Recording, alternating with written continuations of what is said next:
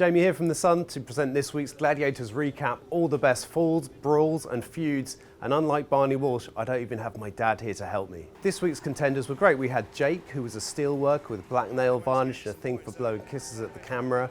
There was John, a leukemia survivor who was absolutely hard as nails, and we also met paramedic Zoe and Marie-Louise, an Irish fitness coach who kept doing the worm for reasons that were never fully explained. Marie-Louise had the biggest blunder of the night during Edge. Edge is the one where you have to crisscross a bunch of walkways in the air while being chased by a gladiator. So you get 3 points each time you get to the other side, and Marie-Louise actually managed to send a furious Fury tumbling to her doom. But rather than keep running and banking more points, she started doing this bizarre rhythmic dance in front of referee Mark Clattenburg. To be fair to Mark, he won't have seen anything like that from his days refereeing on wet Tuesday nights in Wigan, but he did manage to get the game back on track, and it was 12 points for Marie-Louise. Next up was Gauntlet, the game where you have to get past 4 gladiators in a narrow alleyway. People said this one is just too easy for the contenders these days.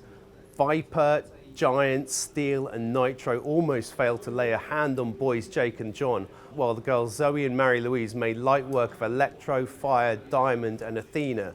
Everyone's insisting it was harder in the 90s version where you'd either fail completely or get absolutely battered on the way through. You just can't beat people up on TV these days, and perhaps that's for the best. The Gladiators, to their credit, did seem embarrassed by how easily they were defeated. At one point, Viper grabbed the microphone out of Bradley Walsh's hand, smashed it up and threw it on the floor before storming off. I mean, it's all for show, but you don't see that on Strictly Come Dancing. Well, not on camera anyway. The Wall delivered a good bit where Legend was defeated by a loose shoe and took it incredibly badly. He grabbed hold of John's foot but got sent tumbling off when the shoe came off in his hand.